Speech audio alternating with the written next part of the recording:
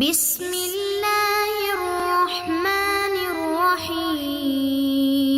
بسم اللہ الرحمن الرحیم۔ السلام علیکم عزیز طلبہ کرام، امید ہے آپ حضرات خیریت سے ہوں گے۔ آج ہمارا صحیح مسلم کا سبق نمبر 375 ہے، جس کا عنوان ہے باب النہی عن بناء المسجد علی القبور۔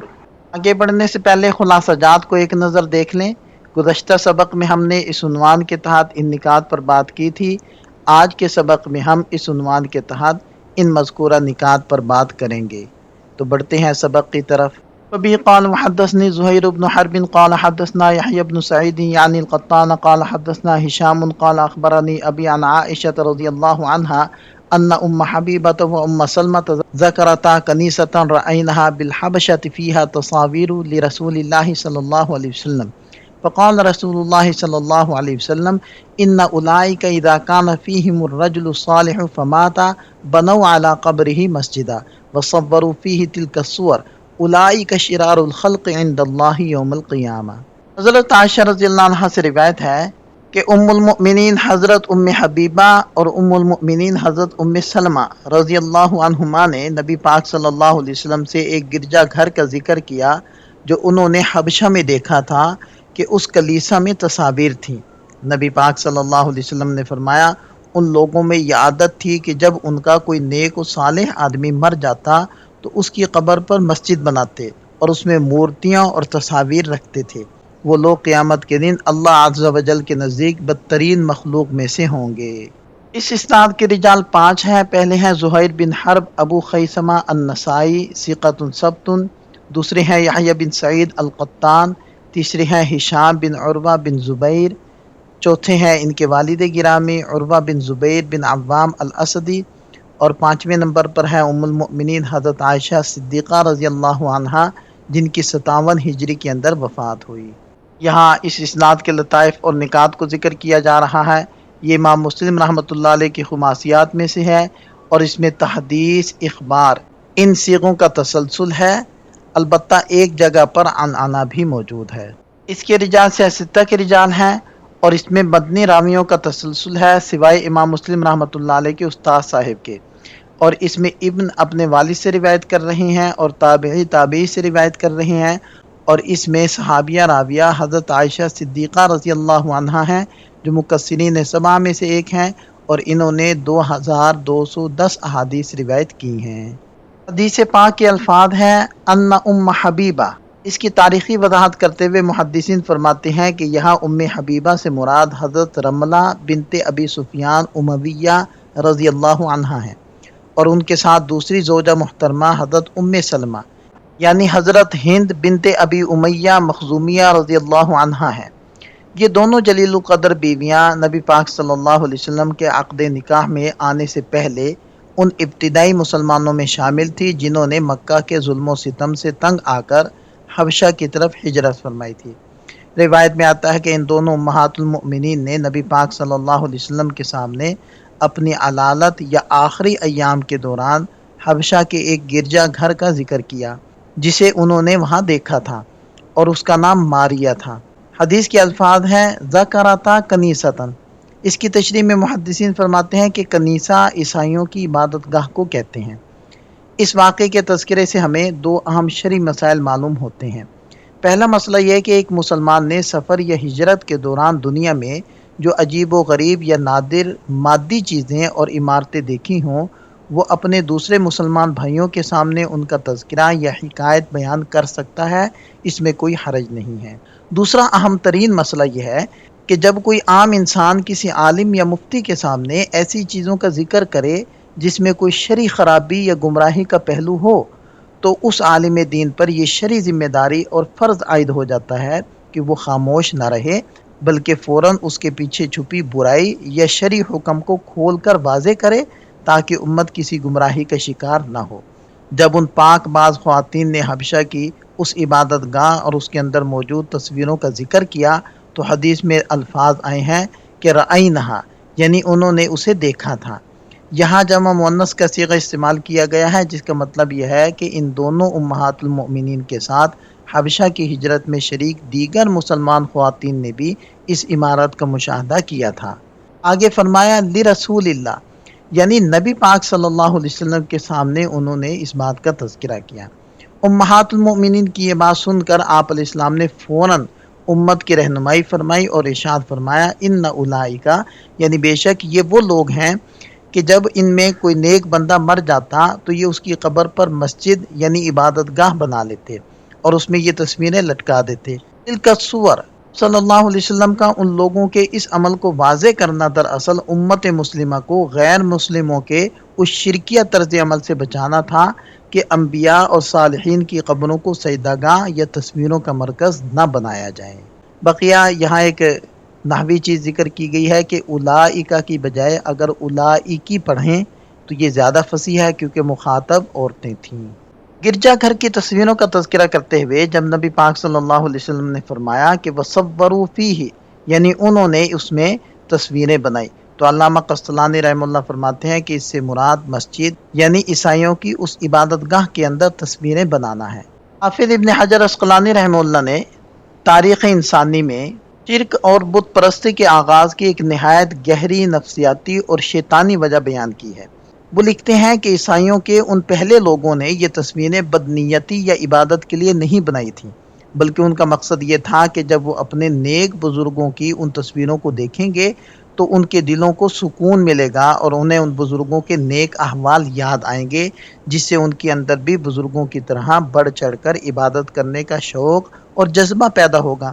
ان کا ارادہ نیک تھا، لیکن پھر وقت گزرتا گیا اور ان کے بعد ایسی جاہل نسلیں پیدا ہوئیں جو اپنے بزرگوں کے اس اصل مقصد اور نیت کو بھول گئیں۔ چنانچہ شیطان نے اس جہالت کا فائدہ اٹھایا اور ان کے دلوں میں یہ وسوسہ ڈال دیا کہ تمہارے باپ دادا تو اصل میں انہی تصویروں کی پوجا کرتے تھے اور انہی کی تعظیم سے انہیں سب کچھ ملتا تھا، لہذا تم بھی ان کی عبادت شروع کر دو۔ یوں ایک نیک ارادے سے شروع ہونے والا کام شرک پر جا کر ختم ہوا۔ یہی وجہ ہے کہ نبی پاک صلی اللہ علیہ وسلم نے امت مسلمہ کو ایسے کسی بھی خطرے سے بچانے کے لیے اس کے راستے کو شروع ہی سے بند فرما دیا، جسے شریعت میں سد ذریعہ یعنی برائی کے راستے کو بند کرنا کہتے ہیں۔ اس مبارک واقعے سے محدثین نے تصویر سازی کی حرمت پر بہت بڑا اور واضح استدلال قائم کیا ہے۔ اگرچہ بعض لوگوں نے یہ تعویل کرنے کی کوشش کی کہ تصویروں پر عذاب اور وعید کا یہ حکم صرف عہد رسالت کے اس ابتدائی دور کے لیے تھا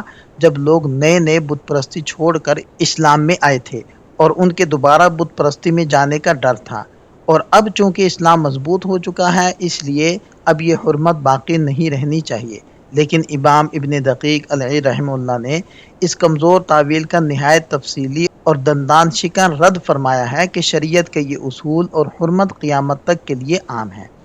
عبارت کے آخری حصے میں علامہ بیضاوی رحمہ اللہ ایک نہایت لطیف اور اہم عقیدتی فرق واضح کرتے ہیں جو ہر مسلمان کو معلوم ہونا چاہیے۔ وہ فرماتے ہیں کہ یہود و نصارہ پر لعنت ہونے کی اصل وجہ یہ تھی کہ وہ اپنے انبیاء اور صالحین کی قبروں کو حد سے زیادہ تعظیم دیتے ہوئے باقاعدہ سجدہ گاہ بنا لیتے تھے۔ نماز میں انہی قبروں کو اپنا قبلہ بنا کر ان کی طرف منہ کرتے تھے اور ان کی حیثیت بتوں جیسی کر دیتے تھے۔ نبی پاک صلی اللہ علیہ وسلم نے ان کے اس شرکیہ طرز عمل کی وجہ سے ان پر لعنت فرمائی اور مسلمانوں کو اس سے سختی سے منع فرمایا۔ البتہ اس کے برعکس اگر کوئی مسلمان کسی نیک اور صالح انسان کی قبر کے پڑوس میں اس نیت سے کوئی مسجد تعمیر کرتا ہے کہ وہاں نماز پڑھنے سے اللہ کی رحمت اور برکت حاصل ہو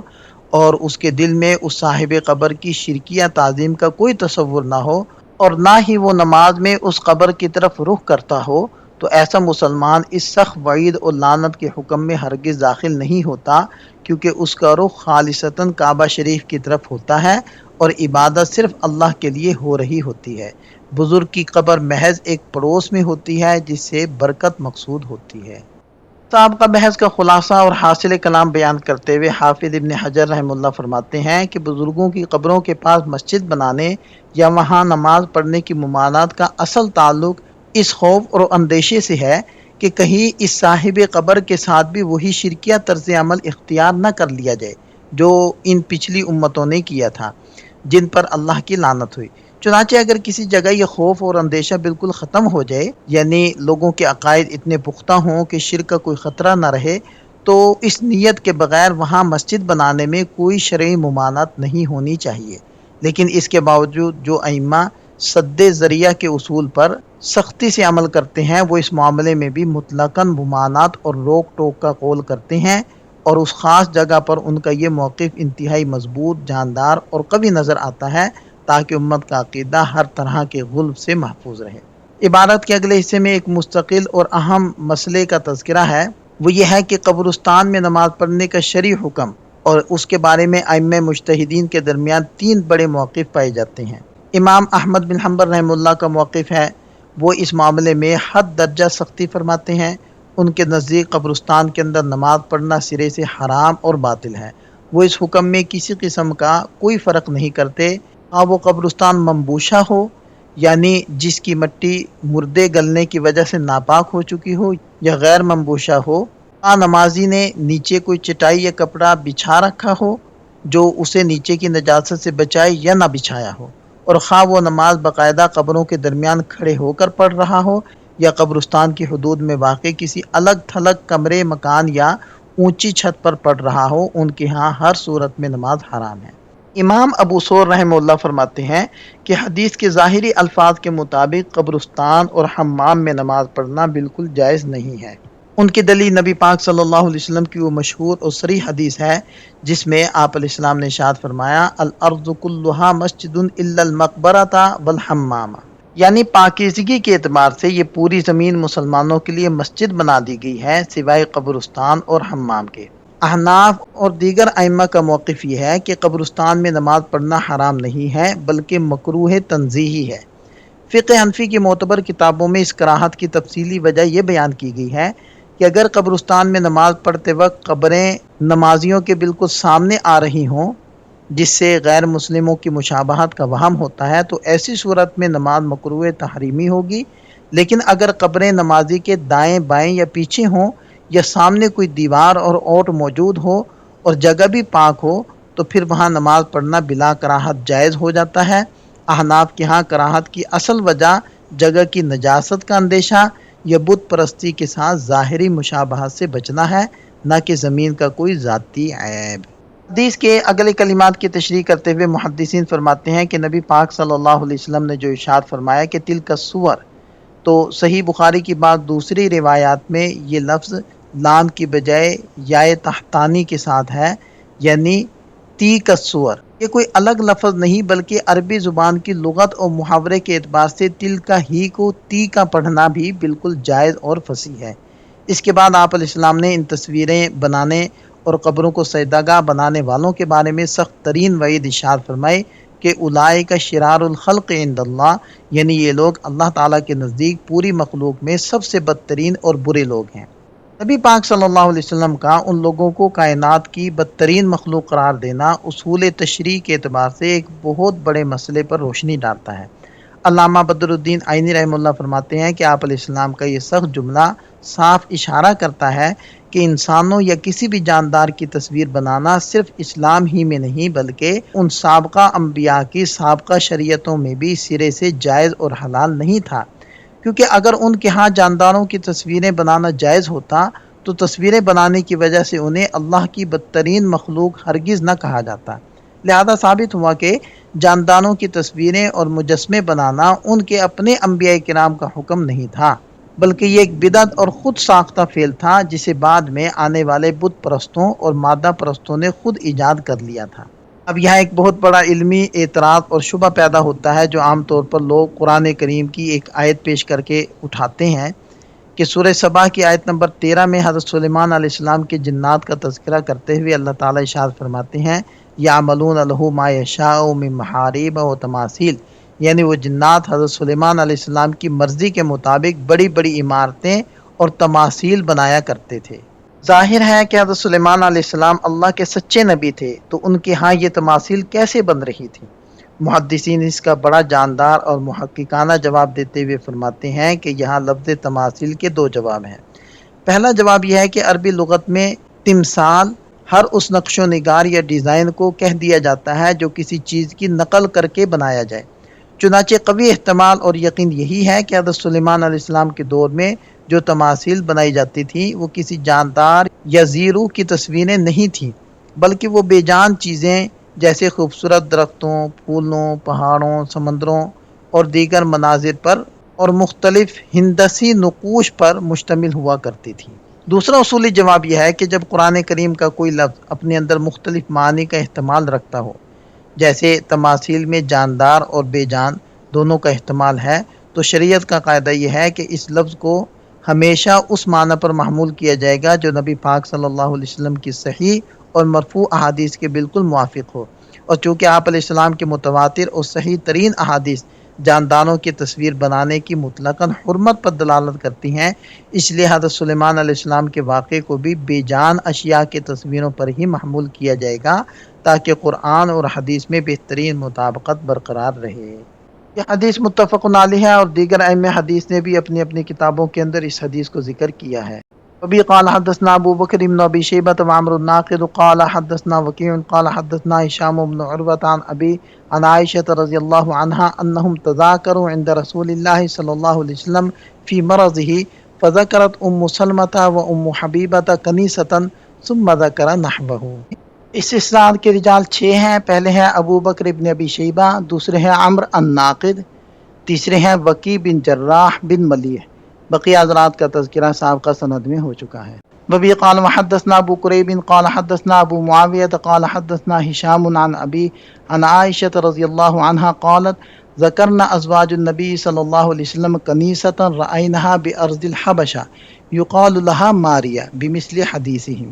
اس اسناد کے رجال 5 ہیں۔ پہلے ہیں ابو قریب محمد بن علا، دوسرے ہیں ابو معاویہ محمد بن خازم الضریر۔ بقیہ حضرات کا تذکرہ اس سے پہلے ہو چکا ہے۔ ہمارا سبق مکمل ہو جاتا ہے۔ اس باب سے متعلق دیگر روایات کو ہم اگلے سبق کا حصہ بناتے ہیں۔ تو ملتے ہیں نئے سبق کے ساتھ۔ اللہ تعالیٰ ہم سب کا حامی و ناصر ہو۔ دعاؤں میں یاد رکھیے گا۔ السلام علیکم۔